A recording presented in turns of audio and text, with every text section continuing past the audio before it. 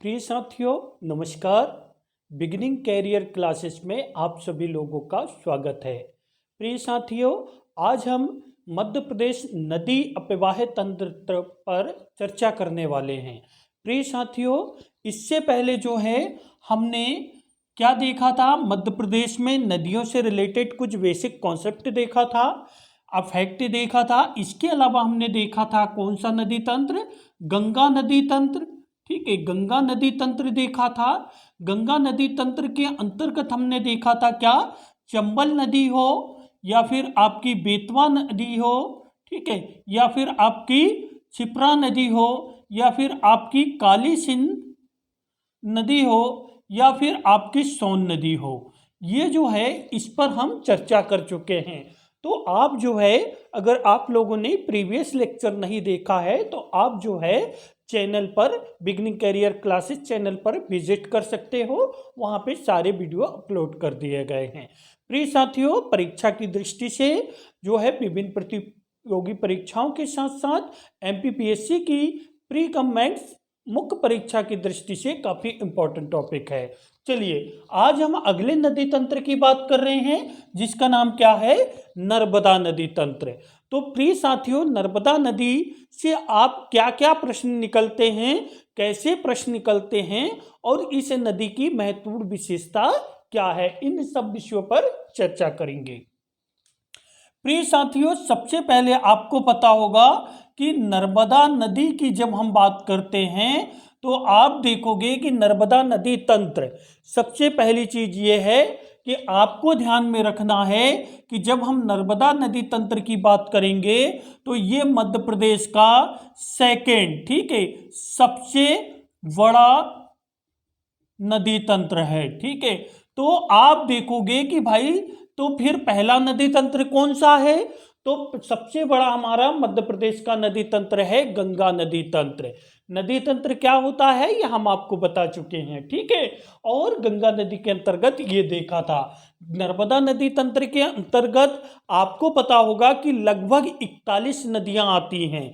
तो सभी नदियों को पढ़ पाना जो है पॉसिबल नहीं है, क्योंकि बहुत सारी छोटी छोटी नदियां हैं। अब भाई कुछ नदियां ऐसी है कि शर्मा जी के यहाँ से निकली और वर्मा जी के यहाँ घुस गई। तो अब इसका मतलब ये नहीं कि ऐसी नदियों को भी हम पढ़ेंगे। चलिए, तो सेकंड सबसे बड़ा नदी तंत्र है। अब हम इसमें बहुत सारी नदियां देखेंगे।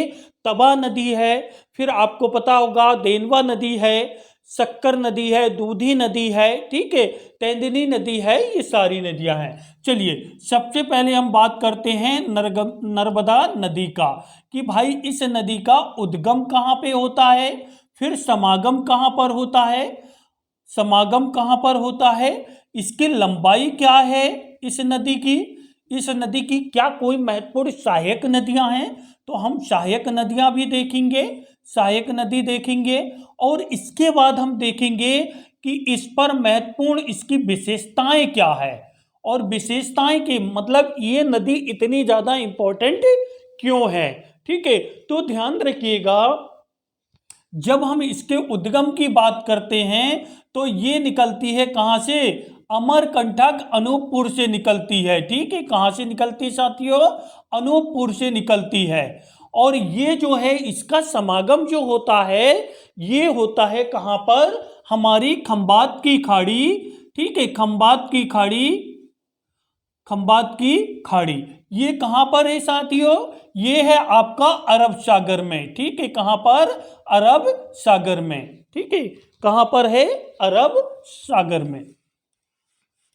अब जरा साथियों देखिए, जरा इसकी कुछ विशेष जो है, इसकी लंबाई कितनी है साथियों, इसकी जो लंबाई है ये जो है 13-12 किलोमीटर। ठीक है, इतनी ये प्रवाहित होती है। लेकिन प्रश्न बनता है कि क्या ये कहां पर प्रभावित, मतलब प्रवाहित होती है, तो एमपी में ये 1077 किलोमीटर ही प्रवाहित हो पाती है।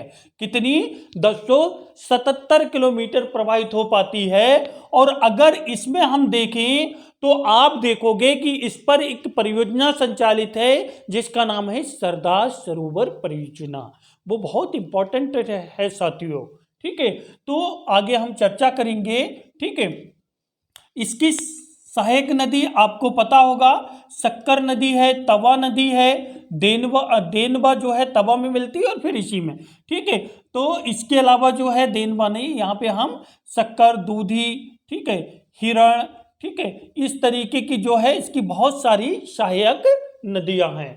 विशेषताएं क्या है ये देखिए साथियों, ये हमारा जो है ये हमारा क्या है, अमरकंटक है।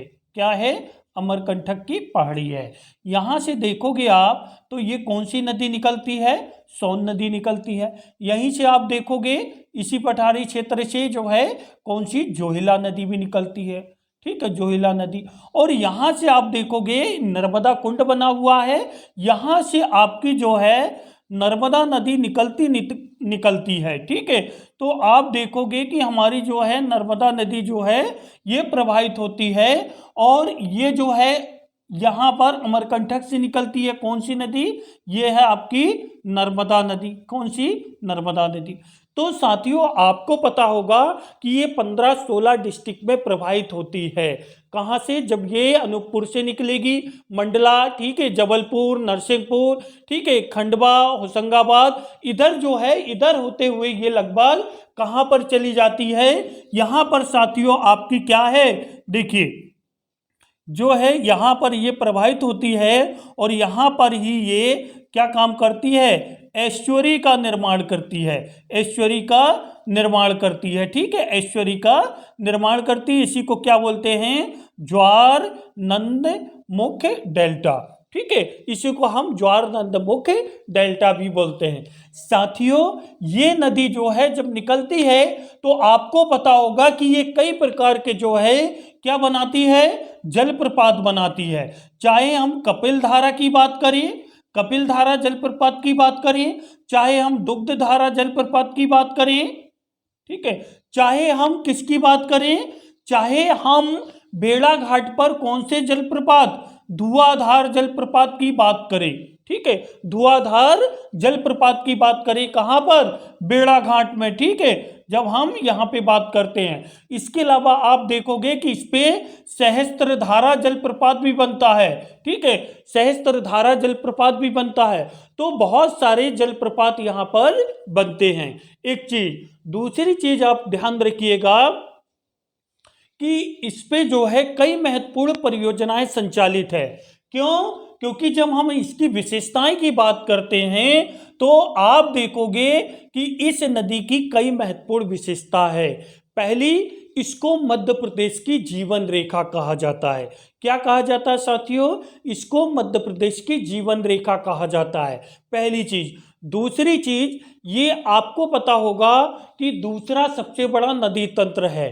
तीसरी चीज साथियों कि हमारे यहाँ जो नर्मदा नदी है इसको वर्ष 2017 में जीवित नदी का दर्जा दे दिया गया है। जीवित नदी का मतलब ये है कि अब इसको वैसे ही राइट्स प्राप्त होंगे जैसे हमारे आम नागरिकों को होते हैं। अगर हम इसको नुकसान पहुंचाएंगे, किसी भी तरीके से पॉल्यूशन करेंगे, तो हमारे ऊपर कानूनी कार्रवाई हो सकती है, ठीक है, ध्यान रखिएगा साथियों। इसी नदी पर आपको पता होगा कि जलदीप योजना शुरू हुई थी। अभी हाल ही में आपको ये भी पता होगा, एमपीपीएससी प्रश्न पूछ चुका है जलदीप योजना से। आपको पता होगा इसी पर एक बहुत बड़ा इंदिरा सागर डैम बना हुआ है, इंदिरा सागर परियोजना संचालित है, ठीक है। क्योंकि इसको जो है इसकी पृष्ठभूमि इंदिरा गांधी जी ने रखा था, इसलिए इसका नाम इंदिरा सागर परियोजना भी कर दिया गया। साथियों जब आप देखोगे कि अभी हाल ही में वर्ष 2016 में, ठीक है, शायद मुझे ध्यान है कि 11 दिसंबर 2016 को हमने क्या, नमामि देवी नर्मदे अभियान चलाया था। जिस तरीके से सेंट्रल में नमामि गंगे अभियान चला था, तो नमामि देवी नर्मदे अभियान चलाया गया था। क्यों, क्योंकि हमारी प्राथमिकता है साथियों नदियों को सुरक्षित और संरक्षित रखने की। क्यों? क्योंकि हम लोग क्या काम कर रहे हैं, नदी को बहुत ज़्यादा पॉल्यूशन पहुंचा रहे हैं, प्रदूषित कर रहे हैं, जबकि हमारे जीवन का मुख्य आधार यही है। क्यों साथियों? क्योंकि 100% हमारी भूमि पर जल है, ये 100% जल है। इनमें से आपको पता होगा कि 97% जल ऐसा है जो समुद्र पर है और ये हमारे कोई उपयोगी नहीं है। बचा 3% जल, तो 2% जल इसमें से भी कैसा है, 2% जल जो है ये हिम के रूप में है, बर्फ के रूप में है। केवल 1% जल है जो हमारे पेयजल के लिए उपयोगी है, जो भूजल की बात करें या नदियों की बात करें। तो इसलिए अब हमको ये संकट मंडरा रहा है। स्वयं जो है हम यदि विश्व जो है WHO की रिपोर्ट देखें या संयुक्त राष्ट्र संघ की रिपोर्ट देखें तो ये कहा गया है, UNDP की रिपोर्ट में भी जो सहस्त्र शताब्दी कार्यक्रम संचालित है उसमें स्पष्ट कहा गया है कि 2045 तक दुनिया में जल का संकट मंडराएगा। इसलिए हम लोगों को कोशिश करनी चाहिए कि हम क्या करें, नर्मदा नदी को ही क्या करें, सुरक्षित रखें। केवल नर्मदा नदी नहीं साथियों, हमको जो है जो वर्षा का पानी आता है, हमको ऐसा प्लान तैयार करना चाहिए कि हमारे छतों का पानी कहाँ पर जाए, हमारे भू पर जाए, इससे भूजल स्तर बढ़ेगा। साथियों आज सबसे बड़ी समस्या क्या हो गई है, क्यों इतना गर्मी में पेयजल का संकट निर्मित होता है? क्यों? हर जगह पक्की नालियां बन गई हैं, पक्की सड़कें बन गई है। वर्षा जैसी ही होती है वैसी नदियों में पानी गया और नदियों के माध्यम से समुद्र में चला जाता है। अरे भाई, जब हमारा जमीन के अंदर पानी जाएगा तब तो हमारा वाटर लेवल बढ़ेगा। तो इसके लिए हमको रेन वाटर हार्वेस्टिंग को अपनाने की जरूरत है, एक चीज। दूसरी चीज हमको क्या करना है, अब चूंकि हमारा आर्टिकल जो है आपको पता होगा, हमारा आर्टिकल 48 का भी कहता है, हमारा आर्टिकल 51 का भी कहता है, ठीक है, और हमारे मौलिक अधिकार में आर्टिकल 21 भी कहता है, ठीक है। आर्टिकल 48 राज्यों को यह जिम्मेदारी सौंपता है कि राज्य का यह कर्तव्य होगा कि वो हमारी नदियों को, हमारे जो है वन्य जीवों को, इन सभी को क्या रखेंगे, सुरक्षित रखेंगे, ठीक है, उनका संरक्षण करेंगे। साथियों क्या हम इस देश के नागरिक हैं? तो हमारी ये जिम्मेदारी नहीं है कि हम अपनी नदियों को सुरक्षित रखें, पर्यावरण को सुरक्षित रखें, वन्य जीवों को, धार्मिक स्थलों को सुरक्षित रखें। हम भारत के नागरिक हैं और भारत के नागरिक होने के नाते हमारा ये दायित्व बनता है, हम भी और हमारे साथियों को भी हम प्रेरित करें। इसलिए जो है आपको पता होगा कि हमको पर्यावरण के प्रति भी ज़्यादा समर्पित होना चाहिए। प्रिय साथियों, आर्टिकल 21 भी हमको प्राण एवं दैहिक स्वतंत्रता प्रदान करता है। अगर हमको स्वच्छ पेयजल नहीं मिलेगा, स्वच्छ पेयजल हमारा राइट्स है, इसलिए आप देखिए कि हमारी भारत सरकार जल शक्ति मिशन चला रही है। मध्य प्रदेश में भी जो है जल जो है जीवन मिशन संचालित है। किसके लिए? कि 2022-23 तक जो हमारा 2023 का आत्मनिर्भर मध्य प्रदेश है उसके तहत हमारे ग्रामीणों को स्वच्छ पेयजल उपलब्ध कराना है। तो साथियों यहाँ से बहुत सारे प्रश्न बनते हैं, हो सकता है ये वीडियो लेक्चर थोड़ा लंबा हो जाए क्योंकि टॉपिक बहुत इंपॉर्टेंट है। चलिए, तो इस तरीके से आप देखोगे कि इसकी कई महत्वपूर्ण विशेषताएं हैं। और साथियों यहाँ पर ध्यान रखिएगा, एस्चुअरी अर्थात ज्वार नंद मुख्य डेल्टा का निर्माण करती है। आपको पता होगा दुनिया का सबसे बड़ा डेल्टा कौन सा है? सुंदरबन डेल्टा है। और ये सुंदरबन डेल्टा गंगा और ब्रह्मपुत्र नदियों के संयुक्त रूप से बनता है पश्चिम बंगाल में, बांग्लादेश के क्षेत्र में सुंदरी और मैग्रोव प्रकार की वनस्पति पाई जाती है। साथियों यहाँ पर एस्चुअरी केवल नर्मदा और ताप्ती नदी ही बनाती है। इसके इधर साइड आप देखोगे देखोगे तो हमारी कौन सी श्रेणी है, विंध्याचल पर्वत श्रेणी है साथियों। और नीचे आप देखोगे क्या, सतपुड़ा पर्वत श्रेणी है। तो आप देखिए कि विंध्याचल और सतपुड़ा दोनों के बीच में ये अपभ्रंश का निर्माण करती है और रिफ्ट वैली में ये प्रवाहित होती है। तो हमारे यहाँ अपभ्रंश घाटी में, रिफ्ट वैली में प्रवाहित होने वाली नदी साथियों नर्मदा है और साथ ही ताप्ती भी है। आपने देखा होगा कि हमारा जो मध्य प्रदेश है, ये जो मध्य प्रदेश है, आप देखोगे कि ये मध्य प्रदेश में 23.5 डिग्री उत्तरी अक्षांश से हमारी कर्क रेखा गुजरती है 14 डिस्ट्रिक्ट से। तो साथियों ये कर्क रेखा के समानांतर प्रवाहित नदी है। ये इसकी कुछ महत्वपूर्ण विशेषता है। ठीक है, चलिए मैं नोट कर देता हूं, इसको मिटा रहा हूं साथियों। अब ऐश्वरी का निर्माण क्या होता है साथियों, तो मैं आपको बताता हूं ऐश्वरी क्या होता है, चूंकि ये पीएससी मुख्य परीक्षा में भी पूछा जा सकता है। तो आप देखिए सब इंस्पेक्टर में पूछा गया, ये देखिए ये नदी हमारी प्रवाहित हो रही है और ये साथ में बहुत सारे कंकड़ पत्थर और बहुत सारे अवशिष्ट पदार्थ को लेकर आती है। और जहां नदियों का मुहाना होता है साथियों, वहां पर इन नदियों का जल प्रवाह चूंकि फैल जाता है तो गति स्लो हो जाती है। और जब स्लो हो जाती है तो आपने देखा होगा कि इस तरीके से कई धाराएं, यहां पर कई मिट्टी और अवशिष्ट पदार्थ जो है जमा हो जाते हैं। इसी को हम डेल्टा कहते हैं। कई प्रकार की वनस्पतियां यहां पर उत्पन्न होती है। लेकिन साथियों नर्मदा और ताप्ती के साथ होता क्या है कि आपने नाम सुना होगा ज्वार और भाटा का। ठीक है, तो मैंने आपको बताया था यहाँ पे ज्वार का मतलब ज्वार की रोटी और भटकली जो है सब्जी से नहीं है। ज्वार का मतलब है जल का ऊपर उठना ज्वार, और जब यही जल क्या होता है नीचे गिरता है तो ये कंडीशन कहलाती है भाटा। साथियों नर्मदा और ताप्ती क्या काम करती है, ये जो है ऐश्वरी, ठीक है, यहां पर डेल्टा बनाने का प्रयास करती है। लेकिन 12 घंटे के अंतराल में ये जो है ज्वार आता है और इस बनाए गए 12 घंटे के अंतराल में ज्वार भाटा आता है। तो आपको पता होगा ये ज्वार जो आया इसने क्या काम किया, इसके मुख को जो डेल्टा बना रहे थे उसके मुख को बहाकर ले गया। इसलिए है इसको दूसरे शब्दों में कहते हैं ज्वार नंद मुख डेल्टा। अर्थात जो ज्वार है, ज्वार उत्पन्न हुआ जल का ऊपर उठना और उसकी वजह से ये जो है इसको प्रभावित करके ले गया। नदी फिर से 12 घंटे में फिर प्रयास करेगी, फिर ज्वार आएगा और उसको बहाकर ले जाएगा। इसलिए इसको ऐश्वरी भी बोलते हैं और हिंदी में ज्वार नंद मुख डेल्टा भी। आई थिंक आपको समझ में आ गया होगा। चलिए इसकी विशेषता क्या है साथियों, तो देखिए सबसे पहले तो मैं एक चीज आपको बता देता हूं, इसकी कुछ महत्वपूर्ण विशेषता में इसको एमपी की क्या जीवन रेखा कहते हैं। ठीक है, क्यों, क्योंकि सबसे ज्यादा जल और हमारा जो है सिंचाई इसी नदी के माध्यम से होती है, पेयजल के रूप में भी इसका इस्तेमाल किया जाता है। दूसरी इसको क्या है, जीवित नदी का दर्जा है साथियों, जीवित नदी का दर्जा।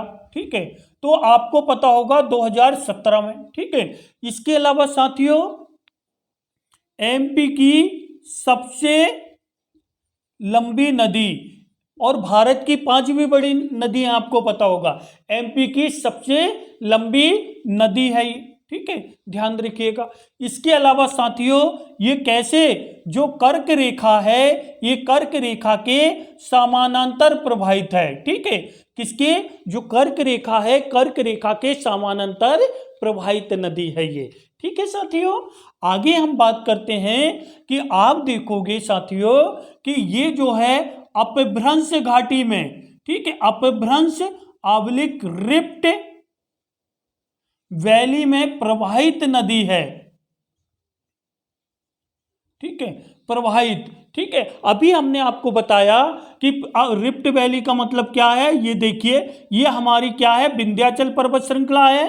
ये आपकी सतपुड़ा पर्वत श्रृंखला है और इसी के बीच से ये इसने जो है इस तरीके से जो है बीच से जो है ये धंस गई है और यहाँ से अपभ्रंश घाटी का निर्माण हो गया और ये नदी प्रवाहित हो रही। इसको पौराणिक नाम में आपको पता होगा रेवा के नाम से भी जानते हैं। और आपने मुचकुंद का भी नाम सुना होगा, जब हिस्ट्री में हम पढ़ेंगे मध्य प्रदेश की तब चर्चा करेंगे। तो आप देखिए ये इसकी कई महत्वपूर्ण विशेषता है।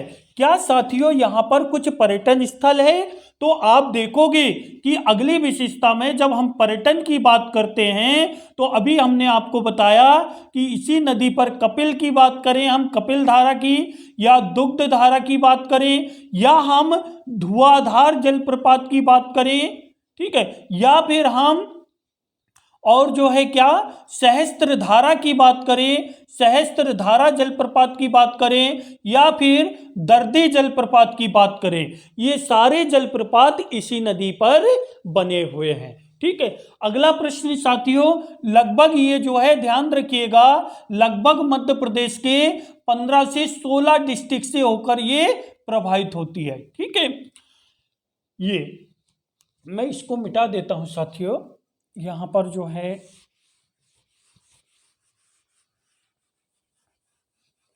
चलिए ये जो है आप देखोगे इतने प्रकार की इतने यहां पर जल प्रपात बनते हैं।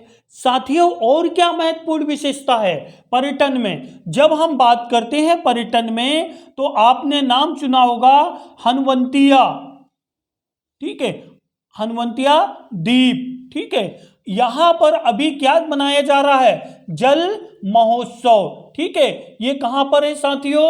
ये जो है खंडवा में है। ठीक है, तो आपको पता होगा महेश्वर खंडवा में हनुवंतिया टापू है, इसको जो है मध्य प्रदेश का गोवा भी कहा जाता है, मिनी गोवा की संज्ञा दी गई है। और अभी हाल ही में आपको पता होगा कि यहां पर जल महोत्सव संचालित है।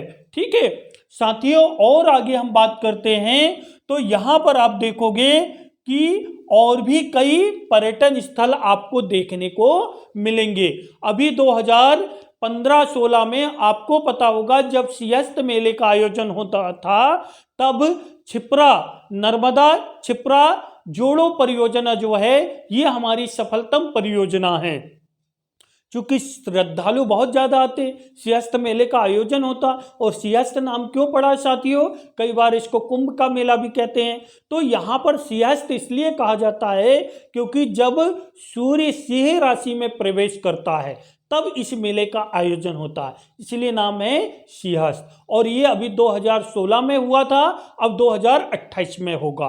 ठीक है, चलिए तो साथियों आपको पता होगा ये कुछ महत्वपूर्ण हमारे फैक्ट थे।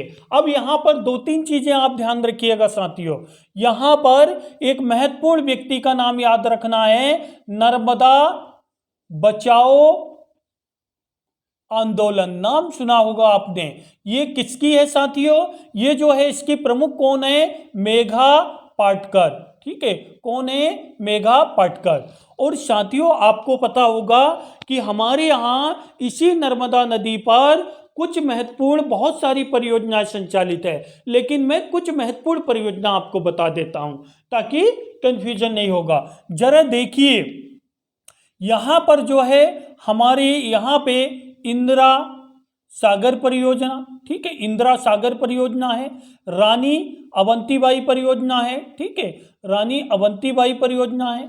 इसके अलावा सरदार सरोवर परियोजना है, ठीक है, कौन सी?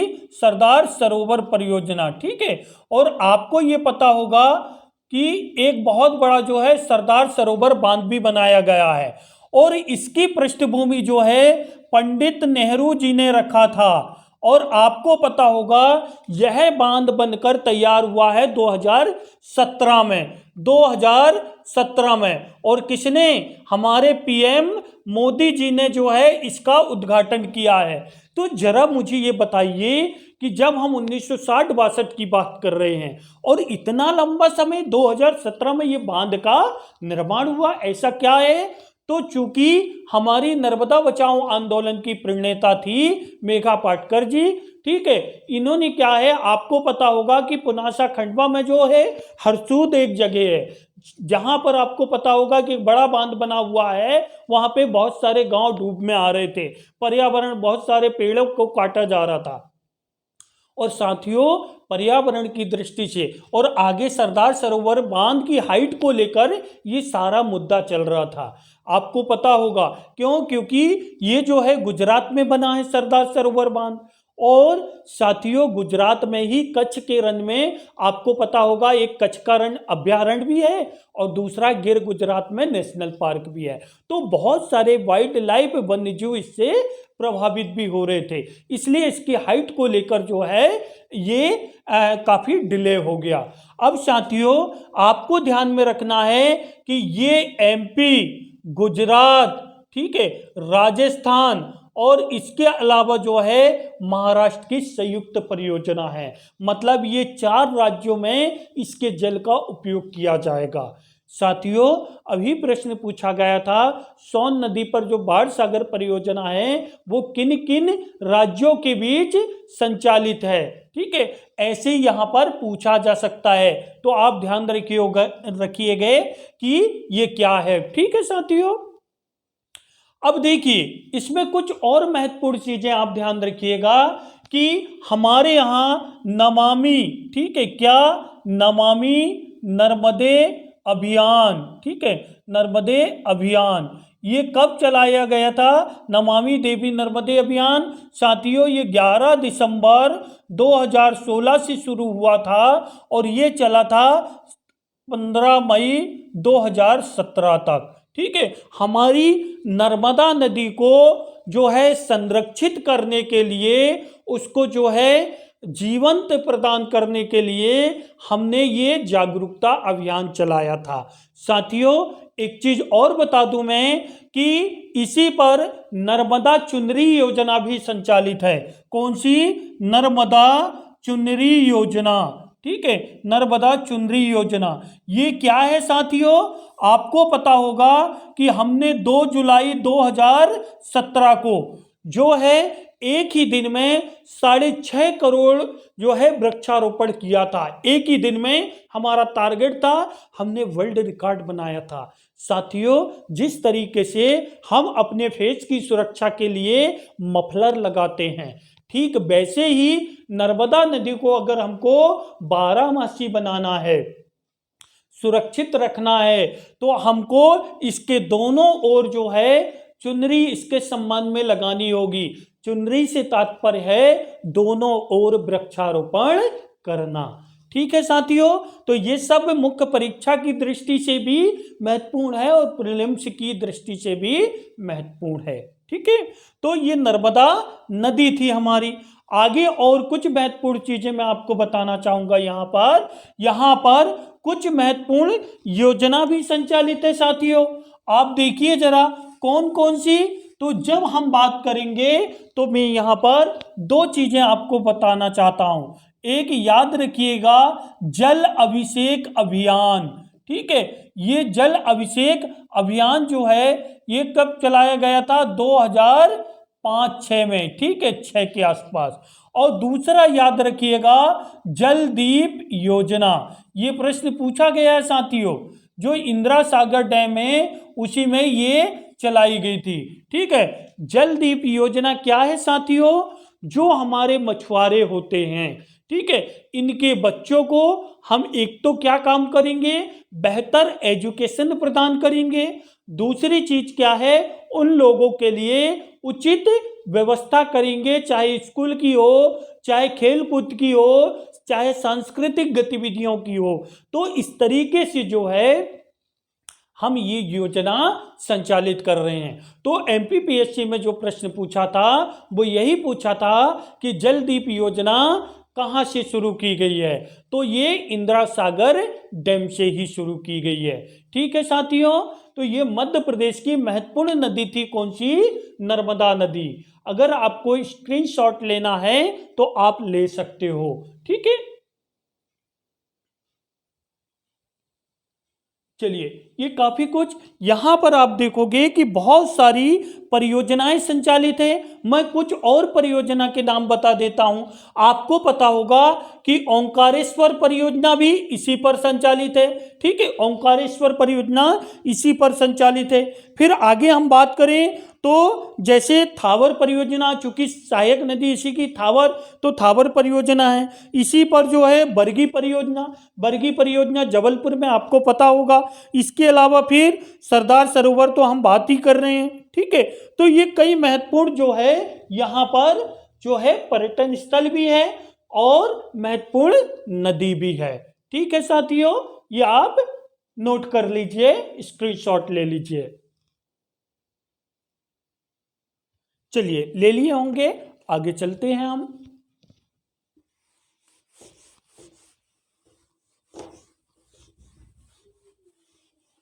अगली नदी है साथियों, इसी की सहायक नदी हम तवा नदी पर बात कर लेते हैं। काफी महत्वपूर्ण नदी है, वहां से 2-3 प्रश्न निकलने की संभावना रहती है। चलिए, इसी नदी तंत्र नर्मदा नदी तंत्र के अंतर्गत हम एक महत्वपूर्ण नदी देख रहे हैं और उस नदी का नाम है कौन सी नदी? तवा नदी।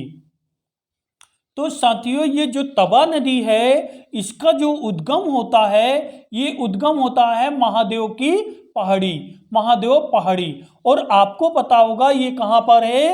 होशंगाबाद डिस्ट्रिक्ट में। कहाँ पर? होशंगाबाद डिस्ट्रिक्ट में। साथियों, कभी जाइएगा, धार्मिक दृष्टि से ये महत्वपूर्ण तो है ही है, साथ में यहाँ पर बहुत ज़्यादा प्राकृतिक स्थल भी है। आप देखोगे पचमढ़ी में जो है, मध्य प्रदेश का इसको शिमला भी कहा जाता है, हमारी ग्रीष्मकालीन राजधानी भी रही है। और मध्य भारत की सर्वोच्च पर्वत चोटी धूपगढ़ भी यहीं पर है। मड़ई क्षेत्र है जो कि पर्यटकों को काफी आकर्षित करता है। इसके अलावा बी फॉल, डचेस फॉल, ठीक है, कई प्रकार के जो है यहाँ पे झरने भी है। जड़ी बूटी का बैंक भी है। इसका समागम किस में होता है साथियों? तो समागम होता है इसका नर्मदा नदी में। ठीक है, कौन सी नदी में? नर्मदा नदी में। ठीक है, अब देखिए जरा, नर्मदा नदी में इसका समागम होता है। अब लंबाई, सहायक नदी, ये सब देख लीजिएगा आप। मैं एक ही सहायक नदी यहाँ पर बता देता हूँ, ठीक है, जिसका नाम है देनवा। ठीक है, देनवा नदी, हालांकि सुक्तवा नदी भी है, लेकिन एक ही नदी आप ध्यान रखोगे। अब साथियों, विशेष क्या है, क्या विशेष है इस नदी पर? तो आपको पता होगा तवा रिसोर्ट, तवा डैम, ठीक है, रिसोर्ट इसी पर बनाया गया है। तवा डैम भी मैं कह सकता हूं, या बांध यहीं पर बनाया गया है। ठीक है, इसके अलावा फिर आपको पता होगा कि इसी तवा नदी पर आपको पता होगा होशंगाबाद के बाद के पास जो शायद इटारसी में, ठीक है, सबसे लंबा सेतु बना है, लेकिन ये कुछ समय तक था। अब जो है चंबल नदी पर मंदसौर में जो है एक जो है बहुत लंबा ब्रिज बनाया जा रहा है। तो अब मध्य प्रदेश का सबसे लंबा ब्रिज वही होगा, जिसकी लंबाई 310 मीटर के आसपास होगी। ठीक है, किलोमीटर के आसपास होगी। ठीक है, तो वो सबसे लंबा हमारा ब्रिज हो जाएगा। कौन सा? चंबल नदी पर। चंबल नदी, और कहां पर? मंदसौर में। ठीक है, मंदसौर में। ठीक है, मंदसौर डिस्ट्रिक्ट में आप देखोगे यहां पर ये सबसे लंबा बनाया जा रहा है, नहीं तो पहले यहीं पर था।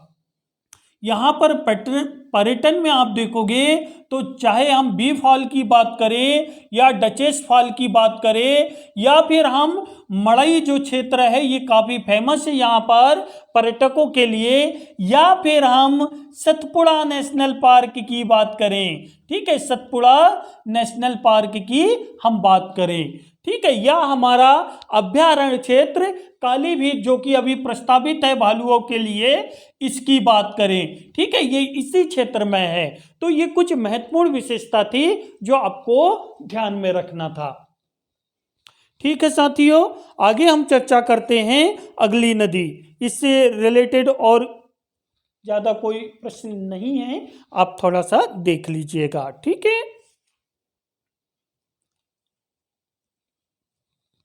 चलिए इसको हम मिटा रहे हैं।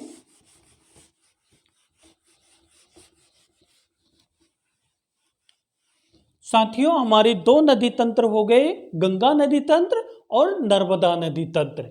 तीसरा नदी तंत्र हम देख रहे हैं जिसका नाम है ताप्ती नदी तंत्र। ठीक है, कौन सा नदी तंत्र? ताप्ती नदी तंत्र। जब साथियों हम ताप्ती नदी तंत्र की बात करते हैं तो पहले तो हम कुछ चीजें देख लेते हैं। ताप्ती नदी का उद्गम कहाँ से होता है? तो आपको पता होगा, जल्दी से बताइए। ताप्ती नदी का उद्गम कहाँ से होता है साथियों? इसका समागम कहाँ से होता है? फिर अगला प्रश्न है कि इसकी लंबाई कितनी है, चूंकि महत्वपूर्ण नदी है इसलिए, और इसकी सहायक नदी कौन कौन सी है। ठीक है, तो आपको पता होगा हमारा जो मुल्ताई क्षेत्र है यहाँ से जो है इस नदी का उद्गम होता है। ठीक है, यहीं पर एक ताप्ती कुंड बना हुआ है, वहीं से इसका उद्गम होता है। लेकिन साथियों आपको ध्यान रखिएगा कि डिस्ट्रिक्ट बैतूल आएगा, लेकिन जब क्षेत्र पूछा जाए तो ये हमारा सतपुड़ा पर्वत श्रेणी आएगा। ठीक है, ध्यान रखिएगा। क्षेत्र में समागम कहाँ पे होता है? जहां पे नर्मदा नदी का समागम है, अर्थात खंबात की खाड़ी। ठीक है, और ये कहां पर है साथियों? ये जो है अरब सागर में ही है। अब साथियों इसकी लंबाई कितनी है? तो ये 724 किलोमीटर के आसपास प्रवाहित होती है ये नदी। अब साथियों इसकी सहायक नदी कौन सी है? तो इसकी महत्वपूर्ण सहायक नदी है साथियों पूर्णा। कौन सी? पूर्णा नदी जो है इसकी महत्वपूर्ण सहायक नदी है। इसके अलावा जो है अन्य कोई नदियां, सूर्यपुत्री की संज्ञा दी गई है इसमें। ठीक है, तो इसमें गोपद भी है, गिरनार भी है, लेकिन आप केवल पूर्णा याद रखोगे। ठीक है, अब साथियों इसकी विशेषता क्या है? तो जब हम विशेष की बात करते हैं तो ध्यान रखिएगा, इसको जो है हम देखते हैं तो इसको क्या सूर्यपुत्री की संज्ञा दी गई है। ठीक है, क्या सूर्यपुत्री की संज्ञा दी गई है। दूसरी, ये एमपी और महाराष्ट्र दोनों के बीच में क्या करती है? सीमा विभाजक का काम करती है, सीमा रेखा का काम करती है। ठीक है, तीसरी चीज इस पर ध्यान रखिएगा साथियों कि ये भी नर्मदा की तरह ही कर्क रेखा के क्या है? समानांतर है। ठीक है, कर्क रेखा के समानांतर है। साथियों जिस तरीके से हमारी नर्मदा नदी रिफ्ट वैली में प्रवाहित होती है, अपभ्रंश घाटी में प्रवाहित होती है, उसी तरीके से ये भी रिफ्ट अब्लिक अपभ्रंश घाटी में प्रवाहित होती है। ठीक है साथियों, जिस तरीके से हमारी नर्मदा नदी ऐश्वर्य का निर्माण करती है, ठीक वैसे ही ये भी क्या काम करती है? ऐश्वर्य का निर्माण करती है। और अभी हमने इसको बताया कि इसको ज्वार नंदमुख डेल्टा भी बोलते हैं। ठीक है, ज्वार नंदमुख डेल्टा भी बोलते हैं। तो साथियों जो गाद वगैरह और इत्यादि जमा हो जाती है तो ज्वार भाटा के कारण वो प्रभावित हो जाती है, ये नदियां कंटिन्यू बनाते चलती हैं। तो आप ध्यान रखिएगा, ये हमारी कौन सी नदी है? ताप्ती नदी है। और कौन सी महत्वपूर्ण विशेषता है साथियों? जब आप भैंसदेही क्षेत्र पर जाओगे तो ये भैंसदेही क्षेत्र पर जो हमारा पठार पड़ेगा, यहाँ पर ये बहुत ज़्यादा क्या करती है? बहुत ज़्यादा जो है मृदा का अपरदन करती है भैंसदेही के पठार में। तो भैंसदेही पठार में ये क्या काम करती है? मृदा का अपरदन करती है, जिसको हम क्या काम कहते हैं? बीहड़। तो साथियों आपको ध्यान में रखना होगा कि एक और नदी है जिसका नाम है चंबल, और इसके बारे में हम पढ़ चुके हैं, आप डिटेल देख लीजिएगा। ये सबसे ज्यादा मृदा का अपरदन करती है, गली का निर्माण करती है, ये बीहड़ का निर्माण भी करती है, जहाँ पे डाकू वगैरह भी छिपते हैं, पांसी तोमर मूवी देखा होगा आपने। ये सबसे ज्यादा जो है क्या करती है? और खड्ड का निर्माण भी करती है। तो आपको पता होगा पीएससी गली के बारे में पूछ चुका है। ठीक है, तो ऐसे कई प्रश्न होते हैं जो हमसे बन नहीं पाते हैं, लेकिन अब ऐसा नहीं होगा, पूरी डिटेल में आपको जो है जानकारी मिलेगी। तो बीहड़ का ये क्या करते हैं? निर्माण करते हैं, अर्थात यहाँ पर बहुत ज्यादा क्या होती है? मृदा का अपर्दन होता है साथियों। चलिए, तो ये जो है कुछ महत्वपूर्ण इसकी विशेषता थी। अब यहां पर देखोगे कि क्या यहां पर कोई परियोजना संचालित है, तो आप बताओगे कि यहां पर दो महत्वपूर्ण परियोजना संचालित है। एक उकाई सागर परियोजना है, उकाई सागर परियोजना है, और दूसरी है आपकी काकरापार परियोजना, जो न केवल सिंचाई करती है अपितु यहाँ पे बिजली भी तैयार होती है। ठीक है, तो ये हमारी क्या थी, ताप्ती नदी थी साथियों। और ताप्ती नदी से काफी कुछ यहाँ पे प्रश्न निकलते हैं, तो वो हमने यहाँ पर देख लिए हैं। इसकी एक और सहायक नदी में पैन गंगा भी याद रखिएगा साथियों। ये बैन गंगा नहीं है, मैं पैन गंगा नदी की बात कर रहा हूं, ठीक है, जो कि अलग नदी है। ठीक है, तो ये हमारी ताप्ती नदी थी। अगर आपको स्क्रीनशॉट लेना है तो आप ले सकते हो। यहां पर एक और प्रश्न बनता है साथियों, इसी नदी के किनारे कौन सा शहर बसा हुआ है? सूरत शहर बसा हुआ है। ठीक है, सूरत गुजरात का महत्वपूर्ण क्षेत्र है। ठीक है, ये शहर बसा हुआ है। चलिए साथियों, आपसे जो है अगर कुछ चीजें आपको जो है स्क्रीनशॉट लेना है तो आप ले सकते हो, और अपनी शॉर्ट नोट्स भी बनाते चलिए। और प्रिय साथियों, आप लोग जो है, आपको लगता है कि ये क्लास हमारे लिए काफ़ी महत्वपूर्ण है, तो आप अपने सभी साथियों को ये ज़्यादा से ज़्यादा शेयर कीजिए। हमारे जो बिगनिंग कैरियर क्लासेस है, इस चैनल को सब्सक्राइब भी कीजिए और लाइक भी कीजिए, और जितना ज़्यादा से ज़्यादा हो सके लोगों में शेयर कीजिए, ताकि उन लोगों को भी इसका बेनिफिट मिल सके। ठीक है साथियों, अगला नदी तंत्र हम देख रहे हैं साथियों,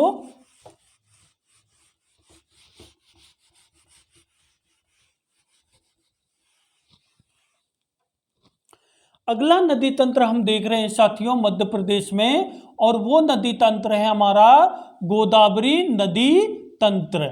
और इसके अंतर्गत आपको पता होगा 3 महत्वपूर्ण नदियां हैं, जिसमें हम बैनगंगा के बारे में चर्चा करेंगे, और इसके अलावा फिर वर्धा नदी के बारे में, पैंच नदी भी। ठीक है, ये 2-3 नदियों के बारे में हम चर्चा करेंगे जहां से प्रश्न बनते हैं।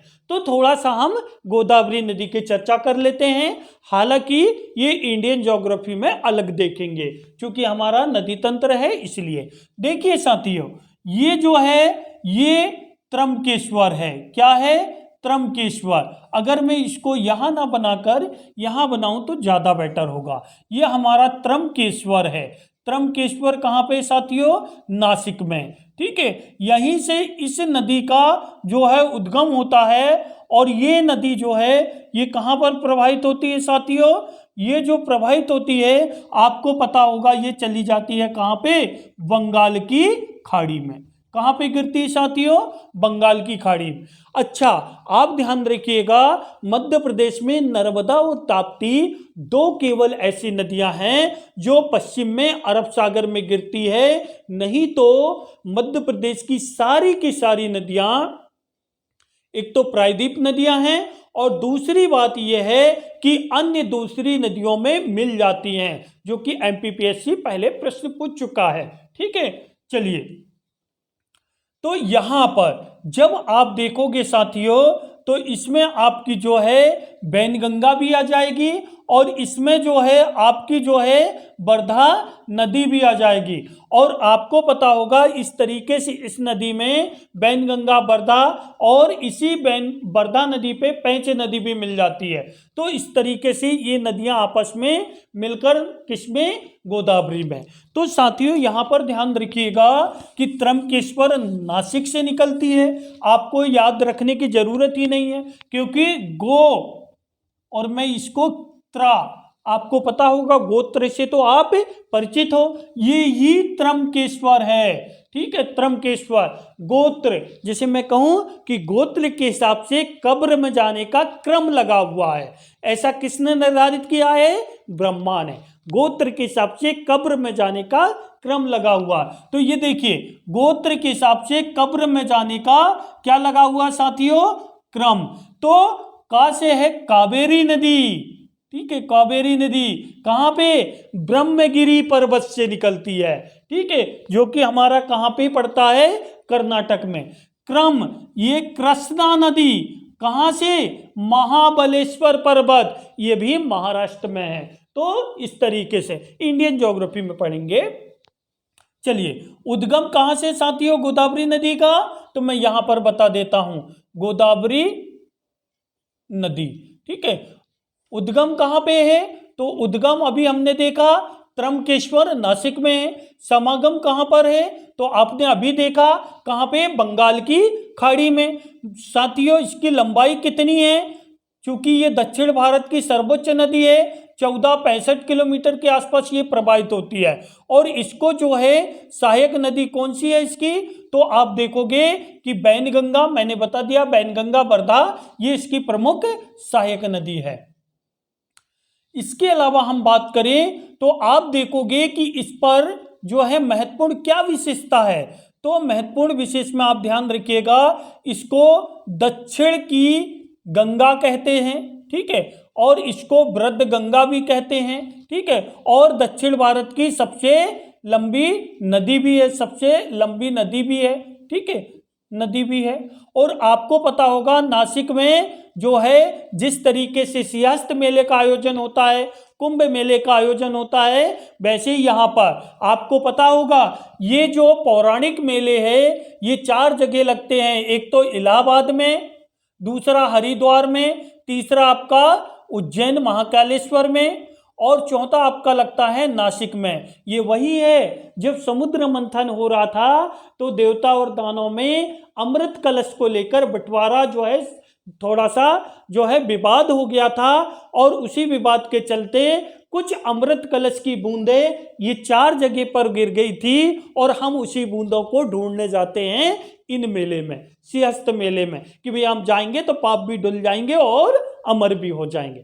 लेकिन ऐसा नहीं है साथियों, ये तो पौराणिक कथा है। दरअसल इसकी अर्थव्यवस्था में महत्वपूर्ण भूमिका होती है, जो कि मैं इकोनॉमिक्स में आपको बताऊंगा कि हमारे जो धार्मिक क्रियाकलाप है, जो सांस्कृतिक क्रियाकलाप है, उनका जो है धर्म के साथ साथ अर्थव्यवस्था में बहुत बड़ी भूमिका है, ठीक है। इसलिए मध्य प्रदेश भारत जैसे देशों में आर्थिक मंदी नहीं आती है। जब 2008-9 में पूरा विश्व आर्थिक मंदी की चपेट में था, उस समय भारत में हल्का फुल्का ही प्रभाव था। क्यों था? क्योंकि भारत जैसे देशों में धार्मिक गतिविधियां ज्यादा है, ठीक है, मैं आपको बताऊंगा, ठीक है, उसके बारे में इकोनॉमिक्स में। चलिए, तो नासिक, ठीक है, ये शहर भी बसा हुआ है यहाँ पर, ठीक है, तो ये कुछ। लेकिन मैं दक्षिण की गंगा, जब आपको दक्षिणी गंगा की बात की जाए कि पूरे भारत में सबसे दक्षिणी कौन सी है, तो आप कहोगे कावेरी है। कौन सी नदी? कावेरी नदी। भारत का दक्षिण हिस्सा है, उसके भी दक्षिण में सबसे दक्षिणी तो कावेरी नदी, ठीक है साथियों। इसको हम मिटा रहे हैं। अब अगली नदी हम पढ़ रहे हैं बैनगंगा।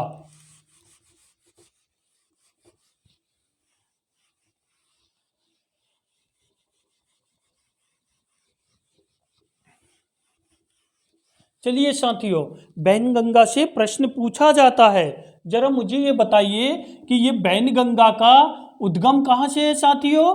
तो बैनगंगा नदी जो है इसका उद्गम कहाँ से है? तो आप बताओगे कहाँ पे? परस जो है परसवाड़ा पठार, ये कहाँ पर पड़ता है? सिवनी में। कहाँ पे? सिवनी में, ठीक है। आप देखोगे इसके अलावा जो है समागम कहाँ पे है? तो समागम ये जो है किसमें मिलती है साथियों? तो ये मिल जाती है किसमें? समागम इसका क्या है? गोदावरी नदी पे, ठीक है। हालांकि वर्धा नदी और वर्धा नदी के साथ मिलेगी, ये कहाँ पे? जो है गोदावरी नदी पे, ठीक है। कहाँ पे? गोदावरी नदी पे।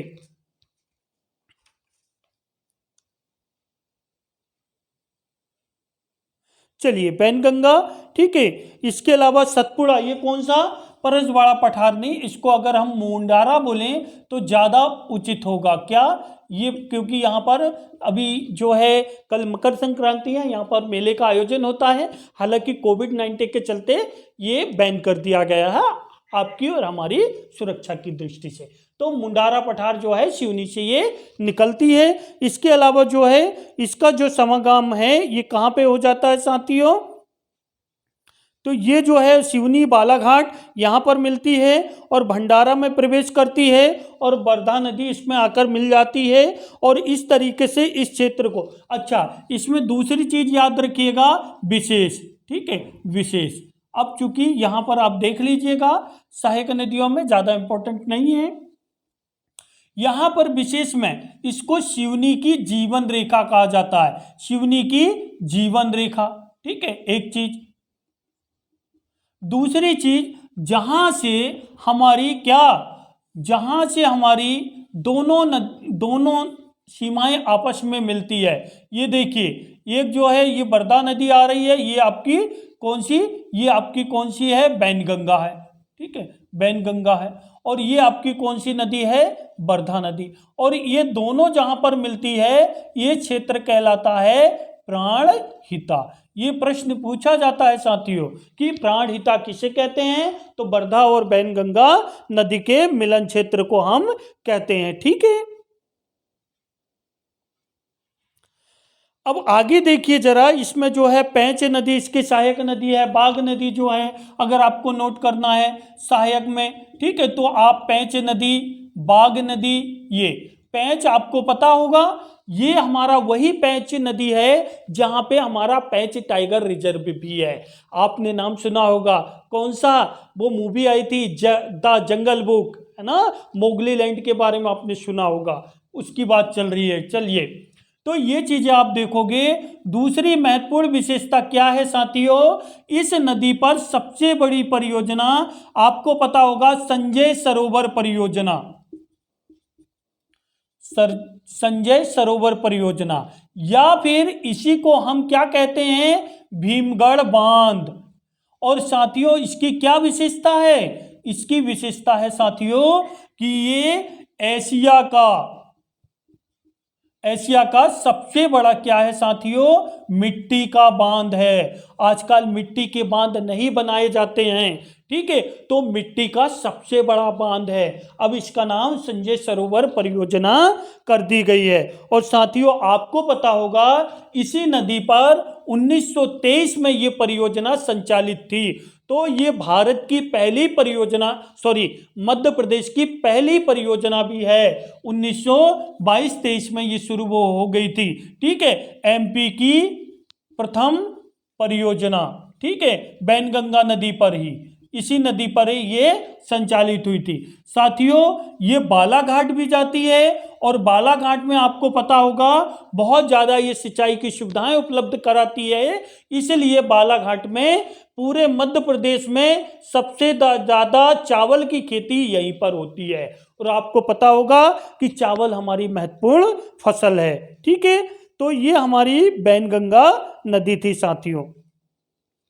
1972 में, ये डैम बना था 1972 में, सबसे बड़ा मिट्टी का है, लेकिन पहली परियोजना इसी बैनगंगा नदी पर शुरू हो गई थी, ठीक है, 1922-23 के आसपास। तो साथियों ये काफी महत्वपूर्ण नदी थी जिसके बारे में आपको पढ़ना था। एक छोटी और नदी बता देता हूं इसी के अंतर्गत, पैंच नदी। ये पैंच नदी जो है आपको पता होगा छिंदवाड़ा जुन्नार देव से ये निकलती है, ठीक है, जुन्नार देव से ये निकलती है, वर्धा नदी में मिलती है और वर्धा नदी आके जो है किसमें, इसमें मिल जाती है, ठीक है, इसी में मिलती है, बैनगंगा पे ही मिलती है, ठीक है। पैंच राष्ट्रीय उद्यान यहां पर,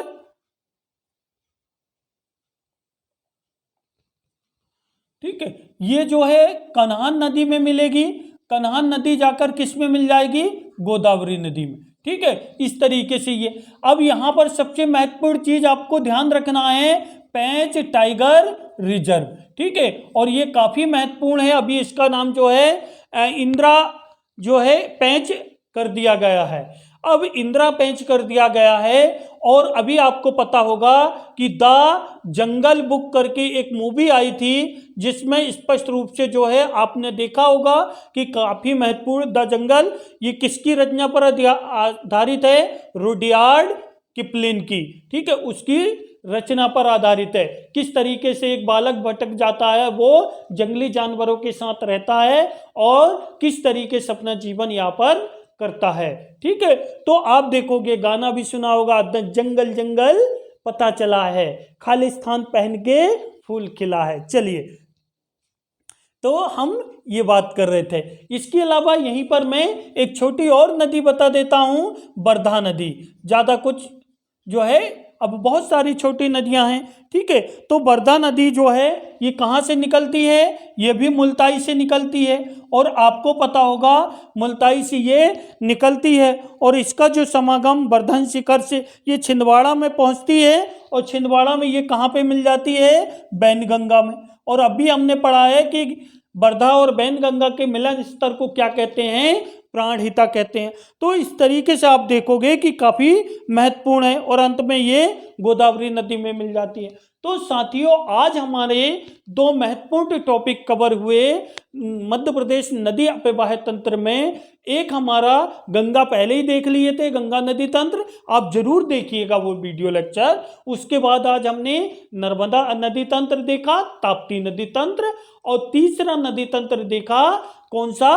गोदावरी नदी तंत्र। कल महत्वपूर्ण कुछ और टॉपिक देखेंगे, नदियों से, सिंचाई से, परियोजनाओं से और फिर कृषि से। ठीक है साथियों, ओके, थैंक यू।